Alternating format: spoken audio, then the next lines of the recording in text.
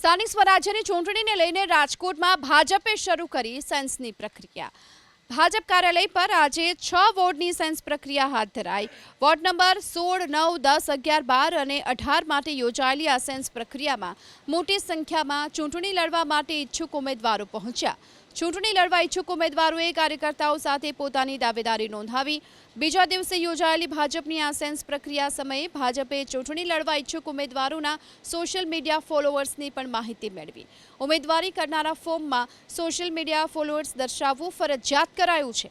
યુવા મતદારો સુધી પહોંચવા ફોર્મમાં સોશિયલ મીડિયા ફોલોઅર્સની ફરજિયાત વિગતો દર્શાવવાની રહેશે અને ચૂંટણી લડવા માટે ઈચ્છતા ઉમેદવારોના ઘરે ફરજિયાત શૌચાલય, સરળ અને નમો એપ્લિકેશન ફરજિયાત ડાઉનલોડ કરવાની રહેશે।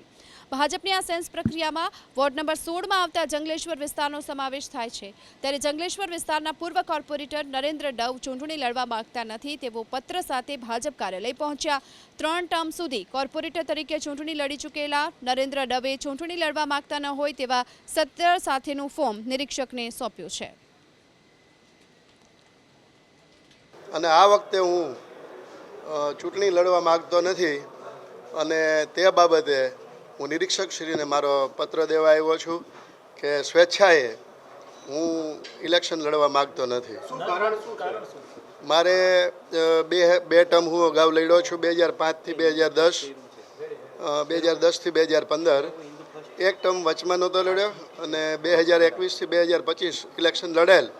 એટલે 3 ટર્મ પાર્ટીએ મને ટિકિટ આપી છે તો મને સંતોષ છે અને હવે જેને ટિકિટ આપશે એના માટે હું પાર્ટીનું કામ કરીશ।